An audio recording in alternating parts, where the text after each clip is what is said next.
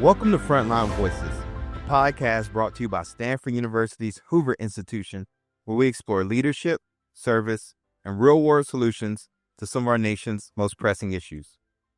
On January 6, 2023, Newport News Chief of Police Steve Drew received a phone call that would change his life. A 6-year-old student at a local elementary school had shot a teacher, seriously injuring her and sending the school into a full-blown lockdown. Thankfully, the teacher survived and the situation was brought under control, but not before thrusting the Newport News community into the national spotlight and igniting a broader conversation about youth and community violence. That incident first put Chief Drew on my radar nearly 2 years ago. Since then, I've been deeply curious about what it really takes to address community violence from the perspective of a sitting police chief. Having spent the past few years living in Newark, New Jersey, I've seen the headlines, the documentaries, and the shows like The Wire, but until now, I hadn't had the chance to sit down and hear the unfiltered truth from someone leading the effort on the ground. In this episode of Frontline Voices, I'm joined by Chief Drew, who shares his insights on the evolving landscape of school safety, the rise in youth violence, and the importance of community policing. We dive into why building trust with young people is important, how empathy shapes effective policing, and the crucial role of collaboration between law enforcement, schools, churches, and the broader community. As always, I hope you enjoyed today's show, and I look forward to hearing your feedback. Chief Drew, welcome to Frontline Voices. Good evening, my friend. Thanks for taking some time and letting me spend some time with you tonight. Well, thank you for making time to bring some insights for our audience on, the work that you all are doing down in Newport News, Virginia. Like I told you, before we started recording, I have an affinity for your city because my best friend just so happens to be your mayor, Philip Jones. And, you guys have had some challenges over the years, and me having a front row seat to be able to watch your response, I said, I got to interview him. And as soon as we had this opportunity to do Frontline Voices with the Hoover Institution, I knew I had to get you on the podcast. So I truly am humbled and honored and appreciate you making time for this.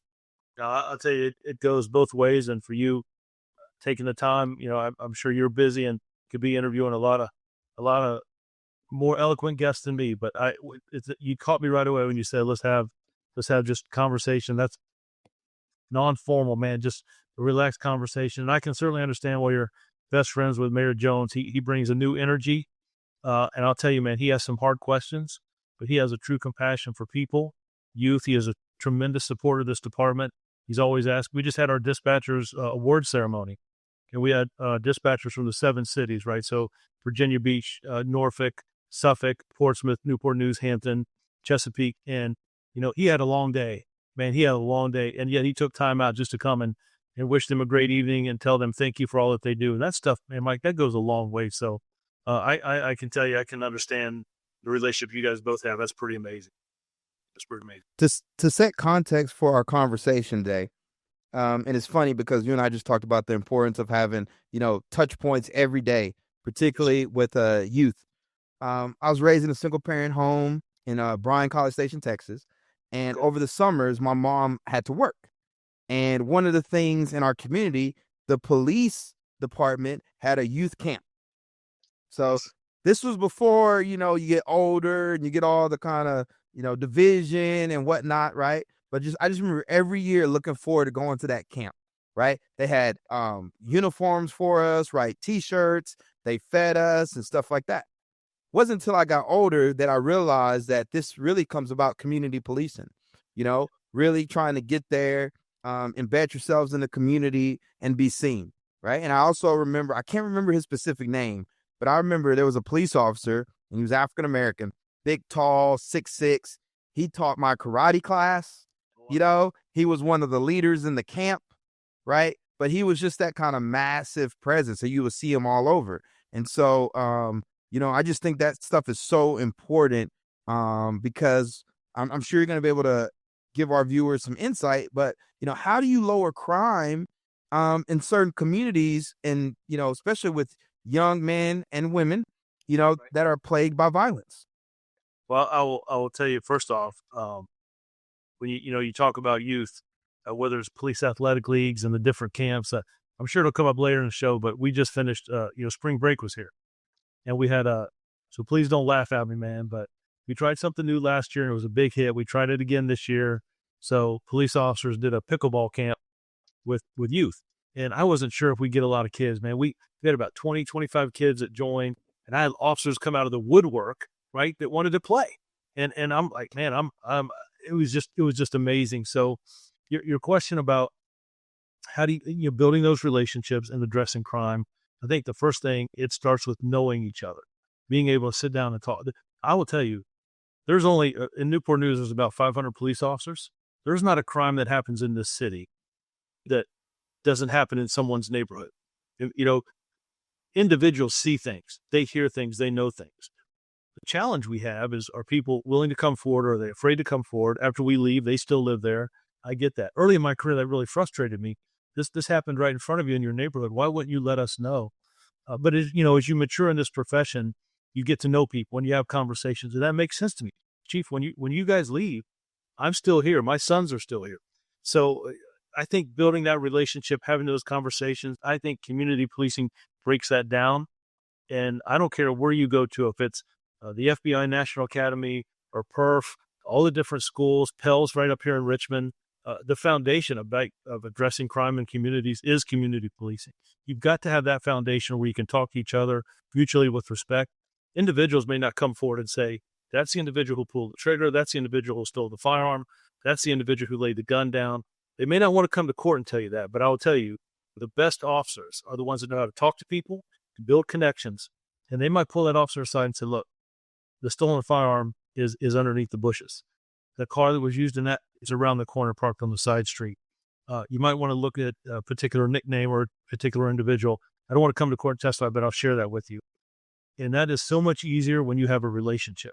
So I might call and say, hey, Mike, look, I don't want to get involved, but I want to tell you, here's what I know about what happened. Those things go so far. The one that rings a bell the quickest is when we hear people doing some posts about violence in schools. And the ones who know about that the most are the students, and they're reaching out to their school resource officers who are building relationships. I don't put officers in the school to how many arrests can we make. It's to protect those kids and to build relationships, to break down barriers. And that I believe is the secret to policing. Even hearing you talk about it sounds like you're coming from a place of conviction. This is something that you've learned in the trenches. And can you take us back to even how you developed this kind of philosophy? Because you were in some hard cities, raised in Cincinnati, Ohio. Now I'm a boxing fan. We got Aaron Pryor, Ezra Charles, more recently Adrian Broner. Then by no means is Richmond an easy city. And then you find yourself, in Newport News. And then literally, was it 2 years ago, you got the attention of the entire country. Yeah, and I'll tell you, I'm not proud of that attention. I wish it was for something else, but I will tell you, so how I was raised, growing up in the Cincinnati area, I had a lot of influences on me. Sports was always important to me. I was a big baseball fan and played baseball and basketball growing up. And I learned very closely, that team concept. People may look different and be from different areas or neighborhoods, but you're on the same team together. And I kind of took that same philosophy when I got to Richmond. When I started there, my faith, that's important to me. How we're taught that we're all in this thing of life together, regardless of skin color, regardless of gender, regardless of zip code, and how you treat people matters. And I learned early on in the streets of Richmond as a young patrolman, talking to young kids on the street corner. You remember when before cell phones, right? All that stuff was on. One individual would have the cocaine, the other individual would have the firearm, one individual would have money, and then one individual would just run. And like young officers, we just chased whoever ran, right? And all this stuff was, so I learned very quickly, talking to people, treating them with respect, having conversations, not just talking to them when something bad had happened. People got to know me, and they would introduce me to their friend. Oh, that's Drew. He's okay. Hey, and we'd shake hands. How'd you guys do in school? Hey, man, I can't believe you got lost that basketball. Who's going to be in the Final Four? So just those conversations humanize us, who we are behind this badge and patches. And it would get to the point where detectives in other divisions higher up than me would call, like, Drew, so-and-so, can you find out if you heard anything about this? And that's kind of how I made my bones, if you will, or how I got to interact with community. And that just carried with me.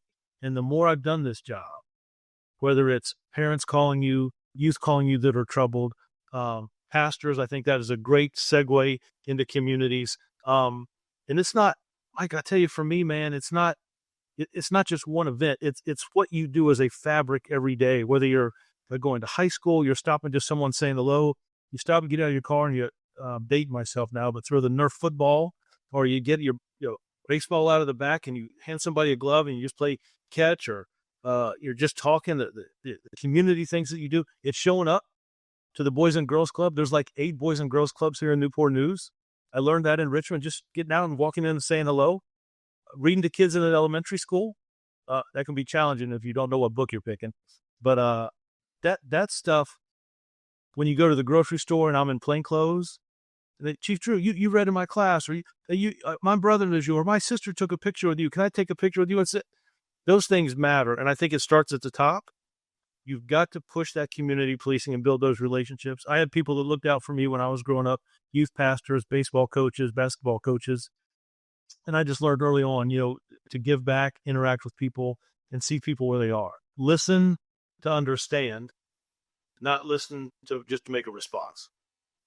And that's I think a lot of times we talk about crime, right? For a lot of people, myself included, right? We tend to go back to the wire, right? And the scene and the crime stats and all the division or whatever they're called, their titles, they have to go up there and they have to report. And it's a big difference from like what's actually happening, like on the blocks, in the streets and stuff, et cetera. So what are some misconceptions you think people have about what it really takes to lower crime? And is that even really possible?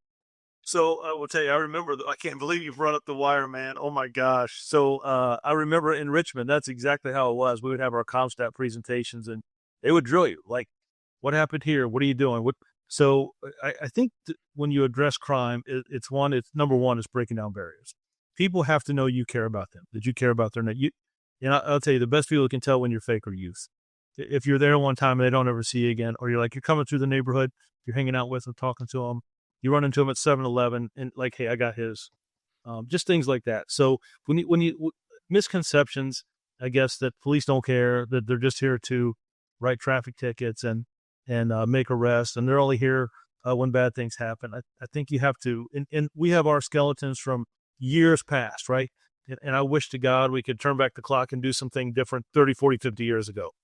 But I think now the first thing for me is setting that foundation and bringing in officers, right? When I started Richmond, it's pop. There's a lot of things going on here, a lot of opportunity. Now, when I see officers that want to come to Newport News, I ask them, I'm giving my secrets away. Why do you want to get into law enforcement? And they tell me. And then I change the question, like, why do you want to do it here? Why in Newport News? And what I hear 99% of the time, we see what you're doing in the community. We see you guys at all the youth events. We see you guys interacting and holding camps and interactions. So when we talk about addressing crime, there's probably 3 or 4 things that I think I would use as our platform when I talk to other cities or other chiefs. Technology is huge. Judges, juries, defense attorneys, they want to see the body-worn camera footage. They want to know what did ShotSpotter pick up. They want to know about cameras in the area. They want to see the DNA evidence. So technology is huge in law enforcement. The second, I think, is building relationships. And I'm not going to put these in any order. If you got rid of everything, you just told me the one thing. You have to know your communities and people. The people grandma who sits on the front porch, she knows everything going on in that neighborhood. I promise you. Absolutely. So building relationships, technology, I think training. We have to train officers different. You can't just, can't sit in a classroom and do death by PowerPoint and have a lecture. I'll share with you that about midway through our academy, we put the computers away and we just shut the classroom down. I get no state credit for these officers. This is just a week that we add on, and we take them out in the community. We interact with people that are homeless, people that suffer from drug addiction, people that we go to the schools, elementary schools, and read to kids. We walk in the communities, knock on doors.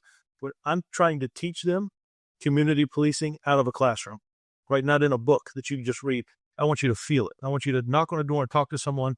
Hey, I'm recruit so-and-so, and I'm going to be patrolling this neighborhood in about 6 months. And how are you? How long have you lived here? I just want to introduce myself to you. And you start those conversations. So training, bringing the right officers in, putting the word out of this is what I'm looking for, having an extensive, whether it's the long background investigation, does anyone in the department know this individual? The polygraph exam, doing an unannounced home visit, making that individual who wants to be a police officer do it right along.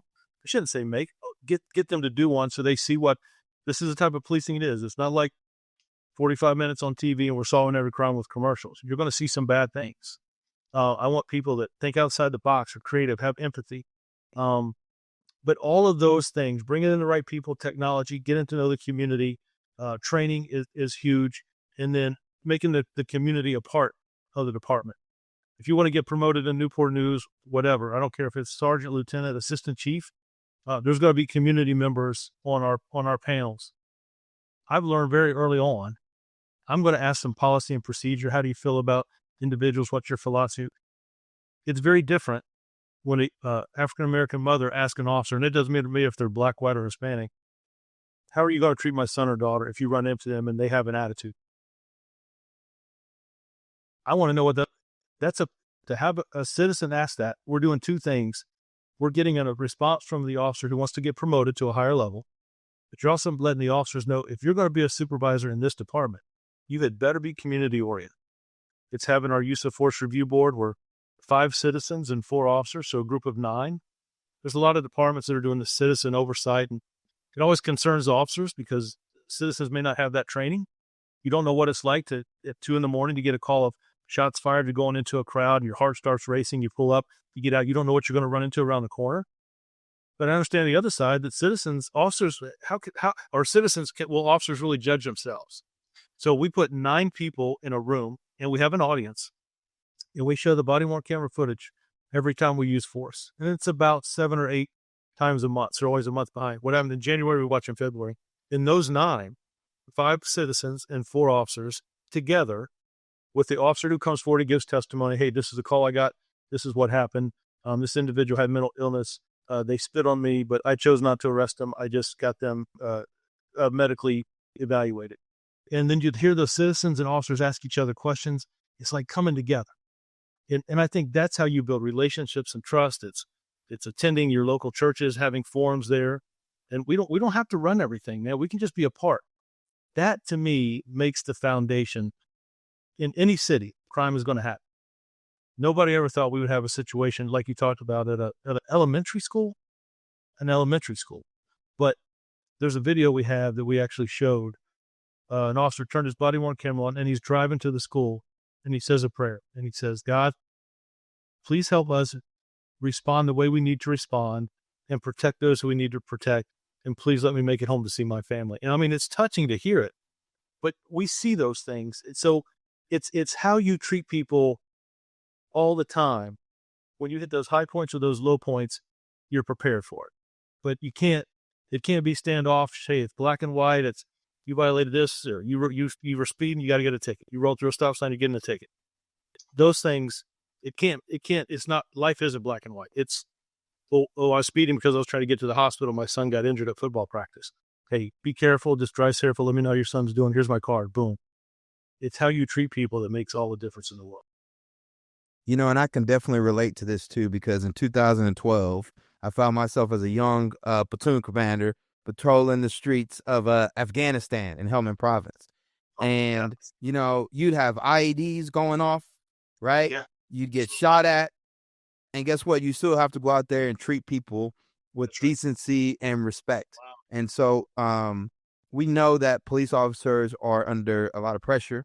You know, quite frankly, living in Newark, Harlem, you know, domestic violence, right? Yeah. You have violence, youth violence, right? Drugs. I mean, on a daily basis too. Yes, sir. Daily basis. These are things people on a daily basis. So for you to show up, I know it takes a mental and physical toll on your officers. And Sure. You got to Newport News, what year? 2019 or 2018? 2018, the summer of 2018, man. It'll be, by the grace of God, it'll be 7 years, July 4th weekend.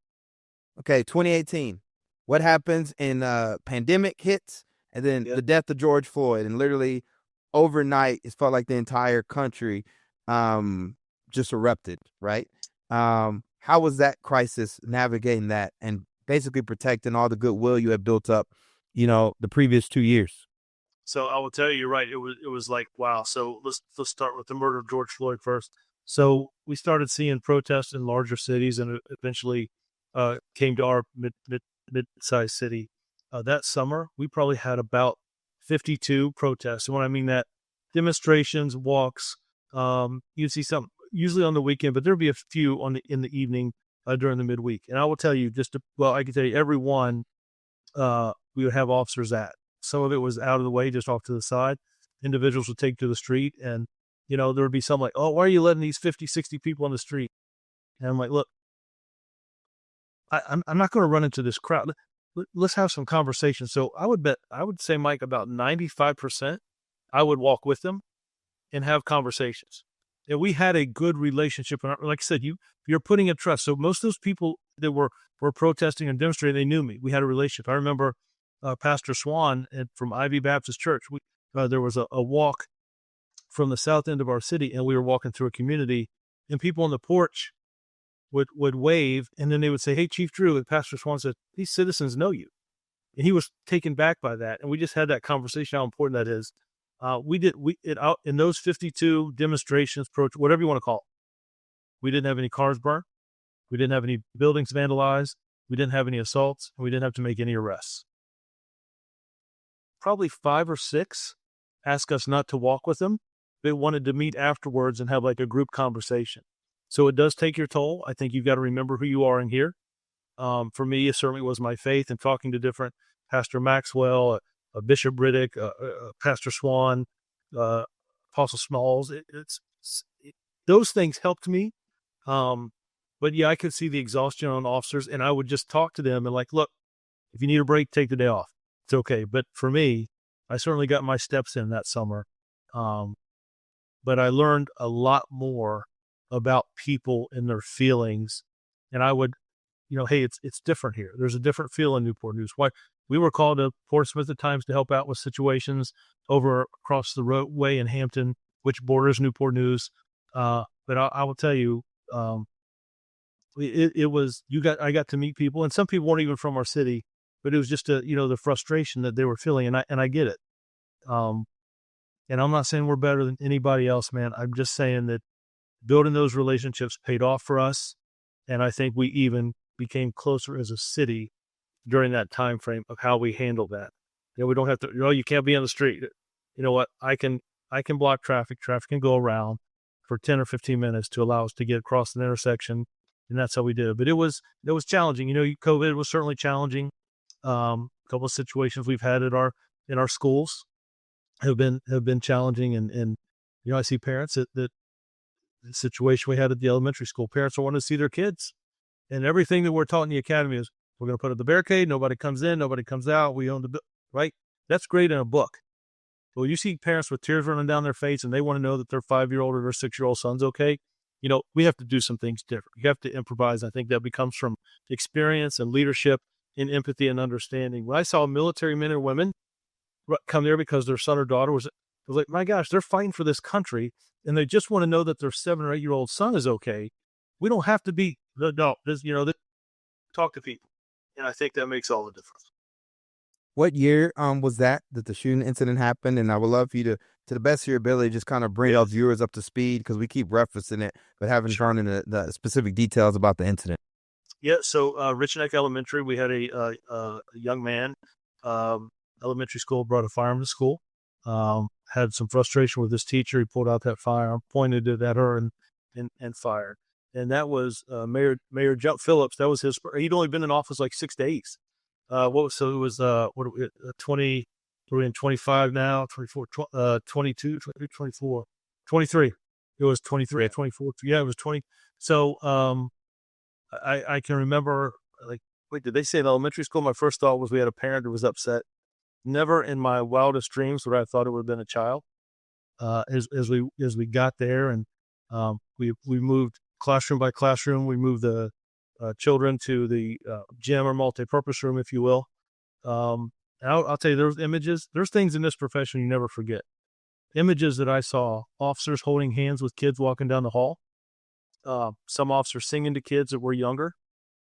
We knew pretty quick where the incident occurred. The room, the little boy had been taken We had placed him in a police car and set him with an officer. We were getting medical aid to the teacher, Abby, to get at the hospital. Grace of God, she survived. No one else was injured. But questions that came up, and I mean, man, it was the first thing I did is once we had the school clear, is to get out and tell the media, look, I can't talk to you about the case right now, but I want to let everyone know that everyone's safe. Parents were coming. They were getting in lines. They were starting to get frustration. Matter of fact, Philip and I, the mayor, walked the line where people were waiting to see about their children and told them everything was okay and kind of gave them a little bit of a brief of what had happened. Oh, but parents were like, how did this gun get in? And how did this happen? And why didn't we respond? And there's still a court case, that are going on in lawsuits. But I saw officers react to kids just like they were their own. And I saw officers talk to parents like they understood where they were coming from. And I mean, parents that were retired grandparents picking up their children, military folks that were up at Fort Eustis that came down. But the media that showed up here so quickly, and what I underestimated was what the following day would bring. And I mean, you had national media here, and that became overwhelming. And, we started to talk about how do we address this? And, it was kind of like, let's just be honest with you. Let's just be open and honest and tell as much as we can without hurting the case of what the situation was and how officers reacted. I couldn't be prouder of, more proud. I couldn't be happier with the way the officers responded to that scene and how they reacted while national attention was on our city. I will tell you, it affected officers too. A lot of those officers have little ones. They have kids in elementary school.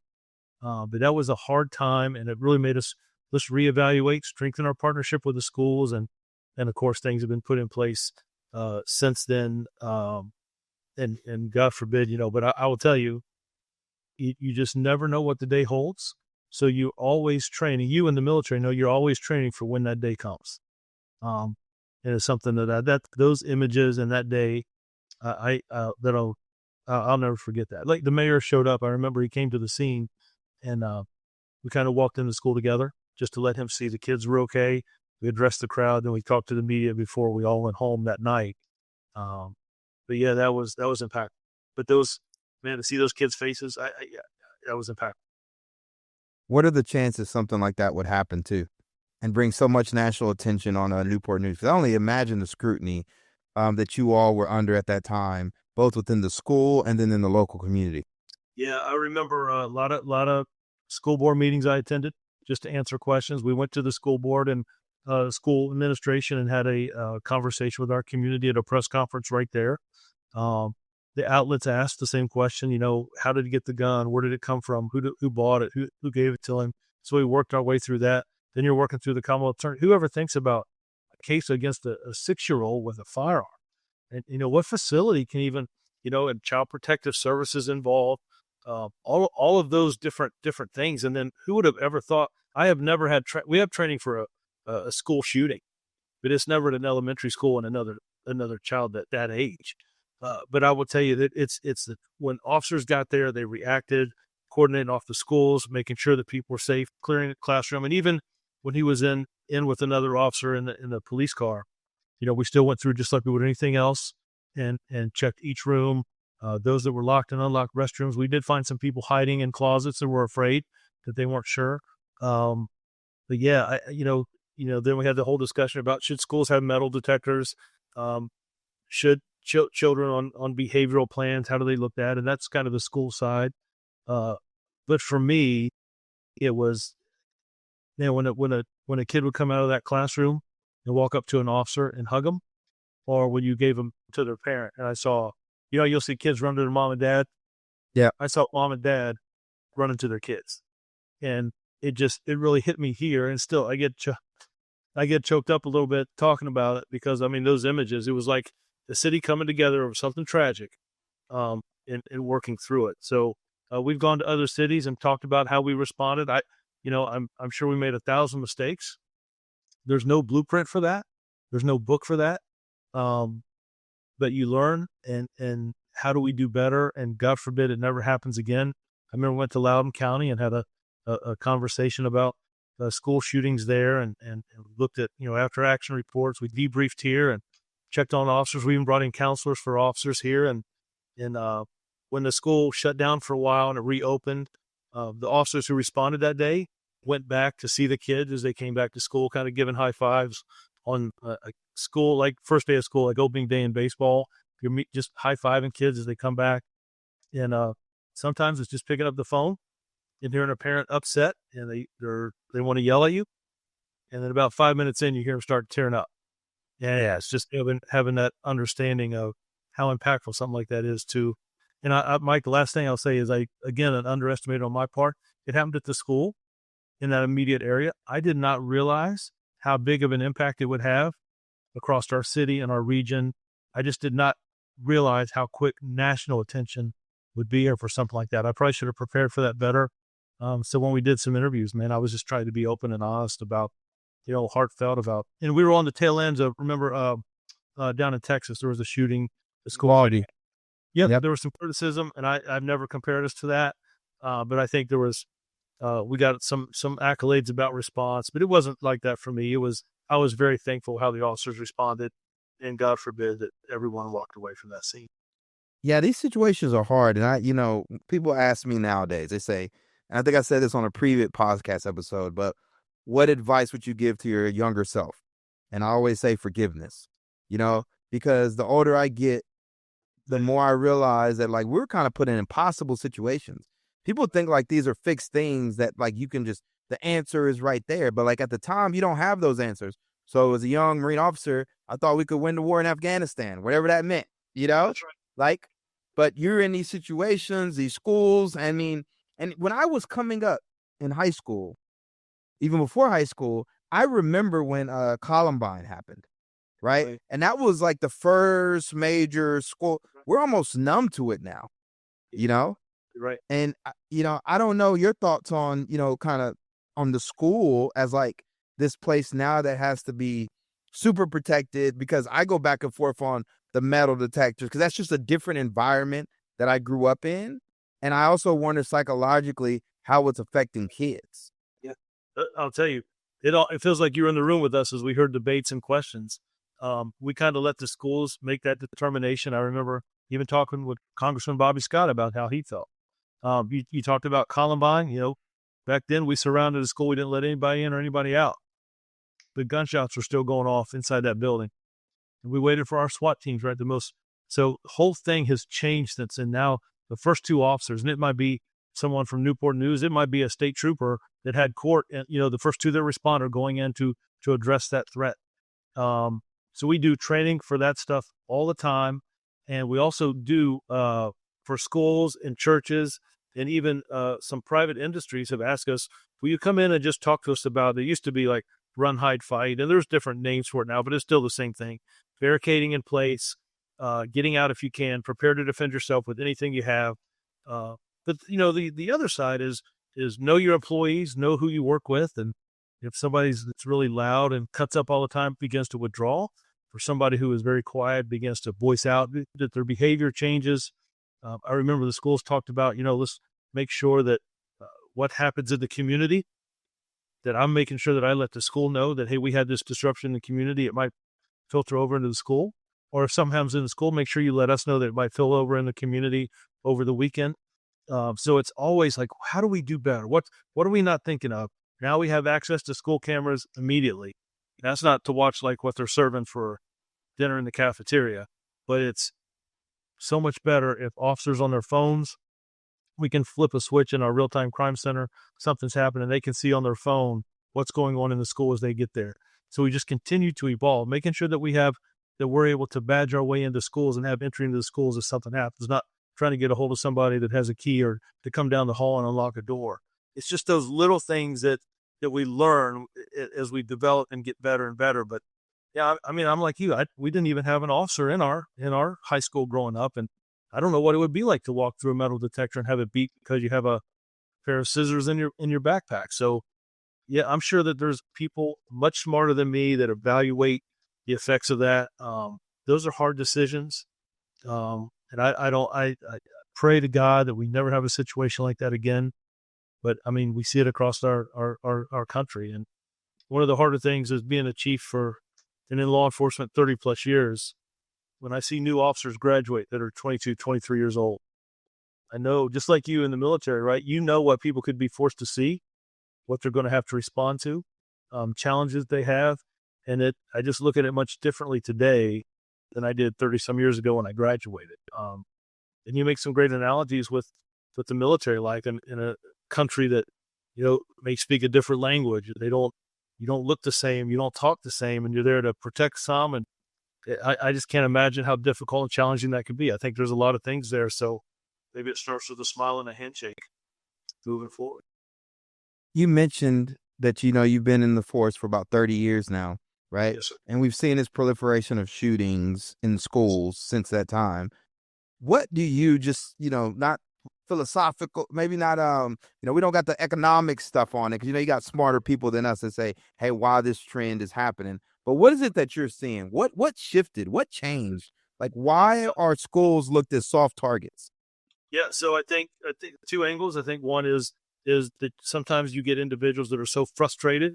You talk to my son, you talk to my daughter that way, and they come in and they erupt. I'm not talking the adult side now. Or a young person that is bullied in school and just has nothing else to live for, that they're mad and angry and want to lash out. I'm going to make you pay for how you treated me and how you made me feel. And who would have ever thought? We planned for bank robbery since the 20s and 30s through history, but school shootings were something we never really focused on. I don't remember even having a class in the academy when I started about school shootings. Right? You talked Columbine. How many years ago was that? So I think that those are the two things, that individuals' behavior, access to firearms, I think is much more prevalent today than it used to be. And we see younger and younger. On a side note, we had a stolen car here we got in a pursuit with last week. And they told me that it ran into a building, but they said, Chief, we did a tactical stop and we arrested the driver and the passenger. I'm like, good. Is everybody okay? And they're like, yeah, the only problem is, Chief, they were 12 years old. I'm like, 12 years old? Man, I was sitting at home watching a baseball game with my dad at 12 years old. I was playing outside in the front yard at 12 years old. So, yeah, I think the stuff in the schools, access to firearms, anger, frustration, lashing out, how easy it is to get a firearm. And I think the schools have always been, this is a institution of learning. We don't think we're going to see violence here. And some of those niceties, I think, are taken advantage of. So I think you continue to put school resource officers there, not for school to prison pipeline, but for safety and relationships. But it's and I will tell you, Mike, I don't have an officer at every elementary school. We do in high school and middle, but I don't have one at elementary. I wish that I did. The 26 that we have here, even if we just started building relationships. But that's one of the things that always keep police chiefs up at night is are people, your youth of your city, going to be hurt? Those that can't defend themselves. But I think it's that way. That and churches are the two that I probably worry the most about. You get the entities that have we have a disgruntled employee, right? But when you talk about churches and schools, those are the ones that guys, when you're doing reports, park at a school parking lot so you're visible. But that's why we're going to every football game, basketball game, just to maintain calm and presence. But those are the two that keep me awake the most at night. When we talk about shootings or mass shootings, it would be schools and churches. So, when we talk about youth, we've talked a lot about youth, and your numbers better than me, but are youth a big perpetrator of violence in the community? Is that an assumption or? No, so we still do a ComStat meeting. It's not as much as like the wire is. It's more information sharing and making sure that we're looking at that. We track everything in law enforcement, calls for service. Two of the categories: how many individuals under 18 have suffered gunshot wounds, and how many of our perpetrators under 18 are the ones pulling the triggers. So we average probably in our city. We had a horrible year in 23. We had a record low in 24. So in 25, we're starting to get back to that mean, right back to that average. We average about 25 homicides a year. Not proud of that. This is kind of where we are the last 5, 6, 10 years. And we usually have 3 juveniles. So what is that? A little over 10% or right around 10% juveniles that lose their life. I don't have people running around the city just shooting innocent people. People that just rank. It is 90% of our violent crime are people who know each other, who had a beef, You and I might have got into it in high school and we're back on the basketball court tomorrow. Today, that social media stuff plays around, lingers for like, a month later, people, I think that attributes to some of the violence that we see in the community and schools. But yeah, I think those things play such a bigger role today than when we were growing up. And yeah, it's just, man, the youth, I think it's harder today to be a youth than it was when you and I were young. And I'm sure you're younger than me, man, but I don't remember all the pressures and stress that young people have today.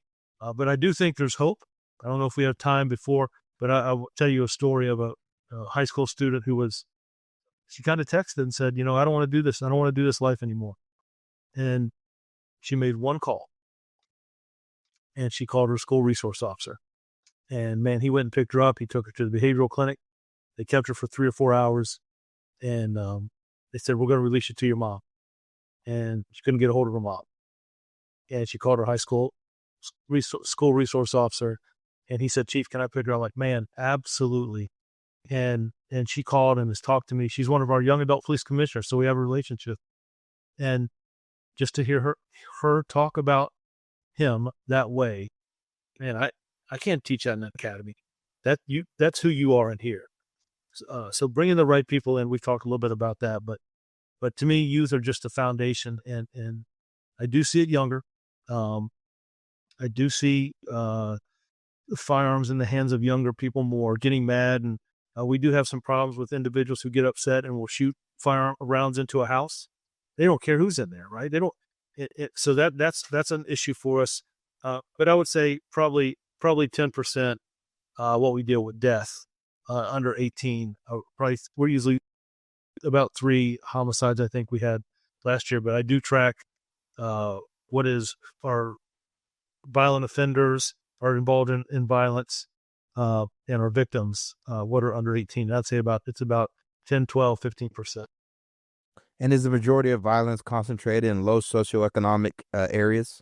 Yeah, we do see it in our high poverty areas, but I will tell you, it's much more affluent now. People move around.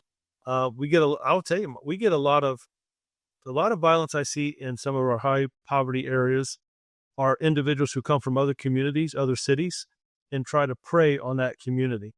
So when we talk about, oh my gosh, neighborhood X is such a problem, but a lot of the problems aren't individuals who live there. It's individuals who come from other areas and try to pry or take advantage of people who live there. Whether it's, hey, this is my girlfriend and our family friend, and I'm just going to hang out here. This is an elderly couple, and I'm going to try and stay in the community or hang out on their front porch. I do see it there traditionally. If we look back over the last 7 years, matter of fact, we're heavy in technology in our city. So when ShotSpotter came here, which is gunshot detection, we gave them our data just to have clear eyes on it. And they looked at where we're seeing shots fired, people who suffer gunshot wounds, people just shooting a gun in the air, or homicides. And the areas, they identified 2 main areas, and they were areas that you and I patrolling would know that is where we have our problems. But it was a third party taking a look at that and putting sensors on top of buildings that I don't even know where the sensors are at, but I know what areas they cover. So yes, traditionally, you do see it in your poverty-stricken areas. Not to say that we don't have it in pockets in other places and that it moves. Social media, cell phones, I think has changed a lot of that. But I do think that we see in our city's East End, which is the most impoverished, is where we probably place the most officers and have the most violent crime if we look at it in the long term. We might have a spike here and a spike there, but long term, consistently, we're in those areas. And even though we've reduced crime there over the last 3 or 4 years, that's still the area that is so volatile and can kick off just with if there's one incident, my number one concern is retaliation. Just make sure that, I'll tell you what's really benefited us is addressing shootings where someone's just shot in the arm, addressing it the same way we would as a homicide. So I'm bringing the same technology. I'm bringing the same 10, 12, 15 detectives out there to address that shooting, to try and stop anything in retaliation or address that on quicker end before we have a loss of life somewhere else. That's something we started about 3 years ago. Chief Creswell was really behind that let's address these smaller shootings the same way we address a homicide. And I think And when we had that year in 23 and 24, that really curbed a lot of things. Also, it's places that we go that if you're coming out to buy illegal narcotics and you have a child in the car, we're notifying Child Protective Services. I want to look at things in a different way, not just, well, we made an arrest. Now what do we do with this young child? But I need those home visits. I need to involve. Are there problems here? Is there something we need to be ahead of? This is a individual. Something's going on at home and something in the school. I don't think law enforcement can do it on their own. And that's when, back to the earlier question about misconceptions. I think we have to holistically, and we talked about Mayor Jones. One of the things he's big on is what is police, what is fire, what is schools, what is churches, what is community organizations, what are outreach workers, what are we all doing in this community? It can't just be what's law enforcement doing. I think if that's our goal, just what is police going to do? I think we're on our back foot already. It has to be a collaborative, if you will. I was in one of the roughest cities in America, for quite some time, right? And I had a boxing gym. But I'm looking back, I never had a problem with the kid in my gym. And the reason being, by the time they walked through that door, they had self-selected. And I had a little bit of leverage over them. Now, that doesn't mean they would come in and be all chatty-patty all the time. But after about that 6-month mark, seeing coach every day, good morning, coach, good morning, coach, good morning, coach. Now you had that rapport with them. And out in the street, some of these kids could have been, tough, right? And then unfortunately, we did lose a couple, to, juvenile detention and whatnot. But it didn't happen when it was inside my gym. And so one of the things that did teach me, and I do struggle with now, is that the importance of that kind of community effort and how do you build like a culture of like excellence in our own way. Like right now, walking around Newark and Harlem, one thing that I worry about is the legalization of cannabis, because I see these kids smoking all day, every day. Now you're throwing on alcohol. Now you're throwing on these kind of impoverished neighborhoods, bad food, bad water, and it just seems like a recipe of disaster for me. And I can only imagine the type of challenges that's presented for y'all while you're trying to lower community violence. Yeah, some of the things that used to be legal are being decriminalized. We've had kids that have overdosed on the gummies in school. Yep. We see kids that go to school and then take off and get into trouble in the community, in the neighborhood. Driving without a license. We have a big issue with young people stealing cars today, and they can't drive them and have accidents and get injured. But it's just so much. It's so different. But you said it, man. When you talk about that consistency, and I really think that's the key. It's not just, hey, we want to interact with youth today. It's I'm stopping in the neighborhoods that I stop. I want young people here, and I want citizens. Hey, I know Chief Drew. I see Chief Drew when I know Chief Drew goes to Food Lion on the weekends, right when he does his grocery, and he'll come up and let us talk to him, or I'll see someone look at me and like, "Are you?" And I'm like, "Yeah, how are you doing?" Taking that time. It's calling a mother when her son has been a victim of a violent crime, or her family, right, and asking, "Are you okay?" I think that goes a long way. It's attending school board meetings. It's walking in the community on Fridays when the weather gets warm. I got to be honest, when it gets warmer. On Friday evenings, man, I'll go out for 2 hours and just pick a neighborhood and just walk. And sometimes kids will come out and walk with me. Sometimes citizens will. Sometimes they look through their blinds and wave. But officers see that. And now officers will come get out of their car and walk with me. And next thing you know, you're talking to 2 or 3 neighbors and you're just chatting it up a little bit. But you're right, man. It's like consistency. I might not be sure right away, and I saw you on this week, I saw you next week, and you're back here the week after. That's building relationships. So I think that investment of time and energy into our communities that we police, I think has a tremendous benefit, a tremendous prop. I got a call today from a mother that's frustrated. Her son has run away from home. He's a football player. He's 13 years old. And she's just having a conversation. Chief, I didn't know what else to do. And I'm like, what's he upset about? So she gave me his number. I've tried to reach out to him. He's texting back that he's okay, but he doesn't want to go home yet. He had some issues with mom and stepdad. So at least we're having conversations. And I was like, how does he know me? And she said, oh, he was in your drone camp last year.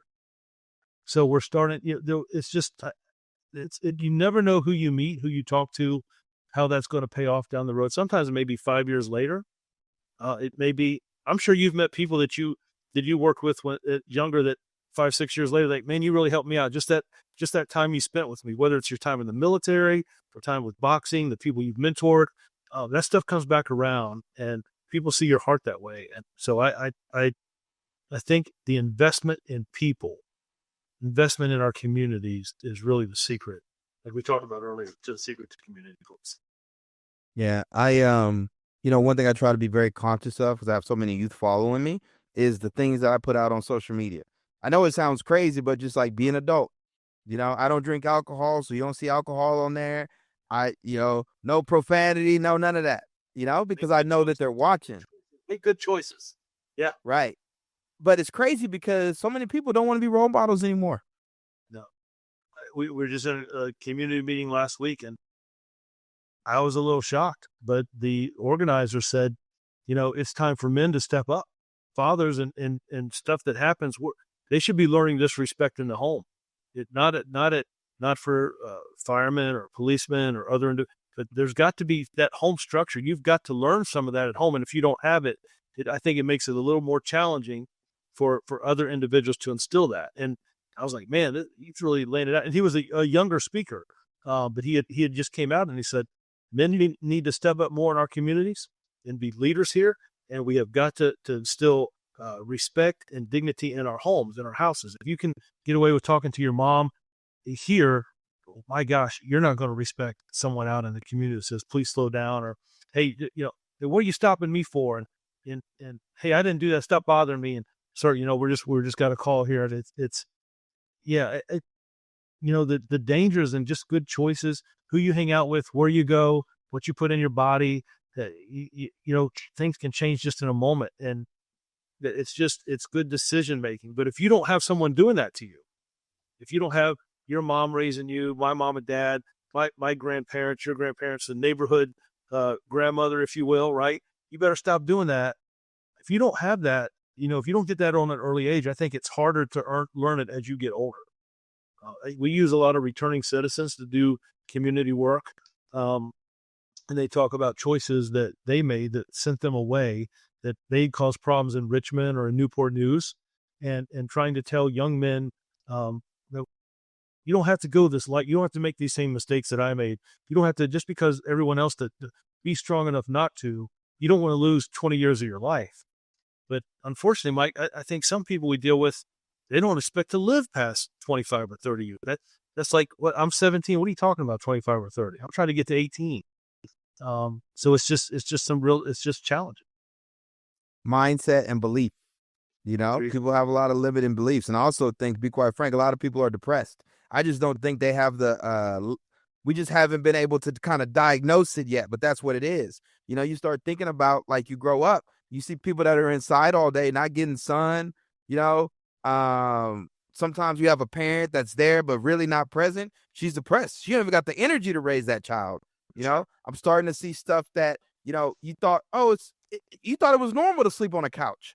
Now you realize that that's housing insecurity, that this kid is bouncing from home to home, And I had a teacher, I had a high school assistant principal on the previous episode, and, he talked about his school, 70-80% of those kids need free and reduced lunch. That's right. Because they're going to class hungry. That might be the only meal that they eat. So we're just dealing with, like, a lot of stuff. But I'm with you. I think it's a combination, right? People do need to understand the role that police play. But ultimately, I do think communities do need to take some responsibility. But it's hard to do in this world where, we're blaming. And there are things in the ether that make things more challenging. Let's just call it what it is. But yes, it doesn't void our responsibility. That's true. No, I grew up, I was in church every Sunday. Sometimes I didn't want to go, but man, I'll tell you what, you learn so much, right? Just being around people who talk about God and faith, and hey, we love you, we're praying for you. And I think some kids don't hear that. I think some kids don't feel that. So they hang out with or join groups, if you will, gangs, if you want to use that term, that provide that for them. Hey, or I get bullied, I get made fun of. Okay, now I'm going to carry a gun. Now I'm respectful just because I have a gun in my waistband. I may not know how to use it, but I carry one. So now any altercation I find myself in, there's always a gun in the equation, or that I don't, people don't care about me and I have mental illness, and I, there's nothing worse than overdoses and individuals who take their own life because they don't think anybody cares. And I mean, when I was 22, why would someone do that? At 30 some years into this profession, I understand why people do that. I understand why people. Well, Chief Drew, we've got people tuning in from all over the country, all over the world. You've brought us into kind of your philosophy and the realities of kind of some of the challenges that you're facing in a city like Newport News. You got any closing remarks or insights you'd like to leave our viewers with today? Well, first of all, I'd like to say thank you for allowing me to be here, spend some time with you. I don't take, you know, you do a great show, and to allow me to spend some time with you, I think anytime you have a conversation, you learn from each other. And that means a lot to me. Just do stuff about the military and things you face in Afghanistan. My dad was in the Marines in Vietnam, and he doesn't talk about it a lot. And just hearing some things you said, I'm like, man, what an analogy that is. You're doing the same thing in a whole other country. What I would leave is that we're all in this together. This badge and these patches don't make us any different. We may be held to some higher standards in what we do, but at the end of this, sure, it's just we're human. We have kids. We want to go home, and our families as well. But making our city safe and investing in our youth, that's our future. They're going to be taking care of us, Mike, when you and I are older, much older. And it's not just law enforcement. It has to be you have to have leadership, and it has to be a collective effort in our community. So I go back to saying it's our churches and our schools. It's opening up the schools after hours for kids to have somewhere to go and play basketball. Like the mayor's got an initiative now where we're doing Friday night nets, where a couple of entities are staying open later on Friday nights, right? So there's kids that are being on the street, they have something to do or somewhere to go. And sometimes they go in there and play basketball. Sometimes they just go in there and hang out. And that's okay. It's our firemen that instead of being in the firehouse and responding to a medic call or a fire, that I know they have to be in such a proximity, but it's driving that fire truck maybe around a 3-mile area of their fire station and just being in the community, their presence, interacting with people. It's our schools, talking with police. What happens at school may bleed over into the community. What happens in the community may bleed over to school. Having those good relationships, not being so tight-lipped. Having good relationships with our doctors that treat gunshot victims. And hey, this is what they disclosed to me, that they're struggling in this neighborhood, this community. Our churches, the benefit that they bring, our Commonwealth Attorney's Office. Not everybody, you don't have to have a criminal record for everything. Bringing 2 entities to sit down and let's discuss what happened. And hey, would you allow them to maybe work at your store for the weekend for the window they broke as instead of getting a criminal charge? I think all of those things, the different street outreach workers, returning citizens coming back in, it has to be a collaborative effort. And I think, but it does take strong leadership at the top to bring all those things together. We have conversations about, hey, what are we doing? What are all these different entities doing in this one neighborhood?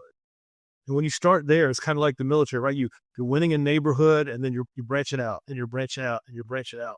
I think it can't be just one entity. It can't just be police. I look at, if I had a community and I had someone like you that could go in like, hey, I'm going to offer kids to come here and do boxing on Tuesday and Thursday. That you're investing in the community there. You're changing minds. You're opening a door to something that maybe they have never seen or been around before, taking them out of some of that environment and letting them see different things, investing, mentoring, all those things, giving back. And maybe it's because I'm getting old, Mike. I don't know. I think that stuff really matters, man. I remember a baseball coach calling me and checking on me meant the world to me. And an officer stopping by and just saying hello to some kids at a Boys and Girls Club shooting a game or pool. I think those matter. So if I was leaving one thought, everyone get involved, because one person can make a difference, but we're so much better. We're so much better together. I got a quick follow-up question for you, too, since you brought up your dad. Specifically military veterans. How can we get in the game? Where do you see we can make the most impact in communities? I was just sitting there listening. I know we have a large issue with homelessness in our city, like you do in larger cities. So I see some veterans there, and I enjoy talking to them. But how could veterans? I'll tell you, I don't know that many kids in middle school would know what it's like to be in the military, unless they're father, uncle, brother, mother, aunt, whoever. But to have a military veteran sit down and talk about, hey, I was in Afghanistan where I didn't look the same as the people who live there, and I'm there to protect them. And sometimes we had a hard time understanding each other, and it was challenging. You had you had these things that would happen, bombs that would go off or mines, or we'd bring in new equipment and they would look at us and not really sure, are we friends or not friends? Are we sizing each other up? And relate that back to, hey, maybe what's going on. Not saying that our communities are battlegrounds, but relate that same philosophy that individuals are coming into your community, patrolling your community to try to keep it safe. And you're learning each other. I never thought about till I heard you make the analogy of, hey, you were in Afghanistan and, we're trying to, man. And I'm like, man, we're in some communities, and I don't want to say that our neighborhoods are war zones. They're not. Our crime is down for the last 2 years now. But if I had a military, a soldier, someone in the military, a veteran, to talk to young people about, this is what life was like for me in the military, and the people that were in the military that wore the same uniform, we had a bond, much like you guys might do in sports, or, hey, we're from the same neighborhood, hey, we're in the same unit. And it just relates some of those life experiences and things you learned. I think that could go a long way. I've never thought of it like that until you kind of hit on your time in Afghanistan. I mean, I think that could have a big, it may not reach everyone, but, oh, you're in the military. Oh, you were in Afghanistan, not here in Newport News, or not Chicago, not Cincinnati, Ohio. You were in Afghanistan. What was it like over there? Well, we didn't speak the same language and it was hard. I think that could be really really beneficial. It could have some challenges. But I would love to set some military folks, some veterans who've lived life, right, and seen some different things in other countries, talk about, what lessons that they've learned and relate it back to individuals that we're talking about. Yeah, we got a lot of post 9/11 vets out there that are, they grew up very mission oriented. They know what it's like to, lead selflessly, but, a lot of them are just kind of sitting on the bench these days. And so, one of the reasons we even have this program, the Hoover Veteran Fellowship Program, is to get them off the bench and in the game doing projects to make the world a better place in their own way. So, again, we'll share this insight with them, and hopefully, this will even prime you while you're down there. Maybe you come across, a young vet and say, hey, how about you get in the game here? Come throw some footballs with the kids or something. Yeah. Now, man, that's a great idea. I've never looked at it that way. So I learned something in our time together, man. There's a lot of opportunity there. Because, I mean, look, in Newport News, we have the Naval Weapons Station, right? We have the shipyard that builds these aircraft carriers. We got Fort Eustis. I mean, we're surrounded by military. We're surrounded by it. And I'm willing to bet they're probably already there. They might not be self-identifying, or people don't know, because they're little league coaches, basketball coaches, they're out there, but, we just got to do a better job, particularly now, when the proliferation of like social media and so much content. And I want to give you congratulations. I'm going to give you all those flowers. When we first started, I mentioned the content that y'all putting out. That is so important, because you can't take it for granted that the messages that you all are putting out on your social media platforms and the content you're creating, they're not hearing that on a regular basis. They're hearing the other stuff. And so there's a lot of noise out there, and we do need to do a good job of, creating signal above it. So I say all to say, you're doing a great job. Appreciate you coming on this platform. To all our viewers out there, if you haven't done so already, be sure to subscribe to Frontline Voices on your favorite podcast hosting platform. And if you're a military veteran that's interested in being part of the Hoover Veteran Fellowship Program, head over to hoover.org/VFP. Until next time, peace, love. Have a great rest of your week, everyone.